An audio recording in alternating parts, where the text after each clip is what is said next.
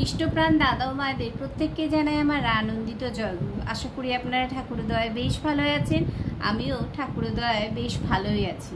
প্রত্যেক দিনের মতোই পরম প্রেমময় শ্রী শ্রী ঠাকুরের বিভিন্ন গ্রন্থ পাঠ করি। আজও পরম প্রেমময় শ্রী শ্রী ঠাকুর অনুকূলচন্দ্রের নারী নীতি গ্রন্থ পাঠ করব এবং তার ব্যাখ্যা করার চেষ্টা করব। আপনাদের কাছে আমার বিশেষভাবে অনুরোধ, আপনারা কেউ ভিডিওটা স্কিপ করবেন না, একটু শুনবেন এবং শুনে ঠিক হচ্ছে কি না অবশ্যই কিন্তু আমাকে কমেন্টসের মাধ্যমে জানাবেন। প্রত্যেক দিন কিন্তু আমি একই কথাই বলি, আর আপনারা তা করেনও বটে। কারণ আমি যে প্রত্যেক দিন ঠাকুরের বাণীগুলোর ব্যাখ্যা করি বা যতটুকু আমি বুঝি সেগুলো কিন্তু আপনারা অবশ্যই কমেন্টসের মাধ্যমে জানান। আমার সত্যি খুব ভালো লাগে। অনেকেই দেখেন কিন্তু কমেন্টস করেন না, আবার অনেকে দেখেন কমেন্টস করেন। সত্যি সত্যি খুব ভালো লাগে। তো কথা আর বাড়াচ্ছি না, তো শুরু করছি পরম প্রেমময় শ্রী শ্রী ঠাকুর অনুকূলচন্দ্রের নারীনীতি গ্রন্থ পাঠ ও তার ব্যাখ্যা। আজকের বিষয় অনুলোমে পুণ্য, প্রতিলোমে পাপ। আমরা খুব ভালো করে জানি অনুলোম জিনিসটা কি আর প্রতিলোম জিনিসটা কি।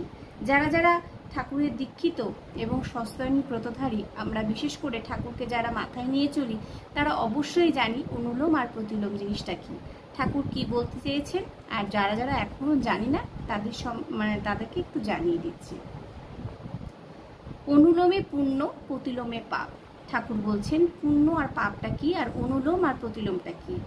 অনুলোম জীবন ও বৃদ্ধিকে ক্রমোন্নয়নে অধীর করে বলিয়া তাহা ধর্মের ও পুণ্যের প্রসবিতা। পুণ্যের প্রসবিতা কেন? অনুলোম জীবন এবং বৃদ্ধিকে কি করছে? ক্রমোন্নয়নে আস্তে আস্তে ধীরে ধীরে অধীর করে, মানে এগিয়ে নিয়ে যায় করে বলিয়া তাহা কি, তাহা কিন্তু ধর্ম এবং পুণ্যের প্রসবিতা, পুণ্যেরই কর্ম হয়, সেটা হচ্ছে অনুলোম। তাই অনুলোমকে পুণ্য বলা হয়। অনুলোমে পুণ্য। আর প্রতিলোমটা কি? আর প্রতিলোম সংসর্গ জাতির বংশানুক্রমিক অর্জিত অভিজ্ঞতা। প্রতিলোমটা ঠিক তার বিপরীত। কেমন বিপরীত?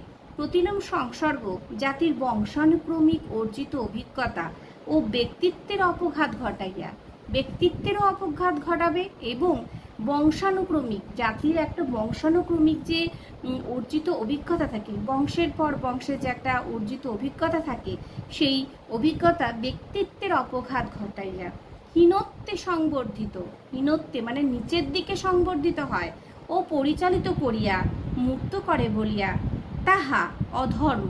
ধর্মের বিপরীত অধর্ম, আমরা সবাই জানি। অধর্ম, হীনতা ও পাপেরই জননী।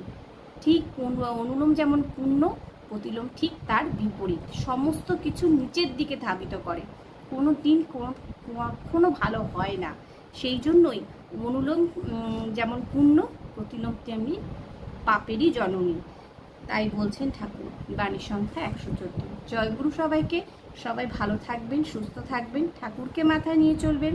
যদি ভিডিওটা ভালো লেগে থাকে তবে অবশ্যই সবার কাছে শেয়ার করবেন, আর যদি ঠিকঠাক বলে থাকি অবশ্যই কমেন্টসের মাধ্যমে জানাবেন। দেখা হচ্ছে পরবর্তী ভিডিওতে। জয়।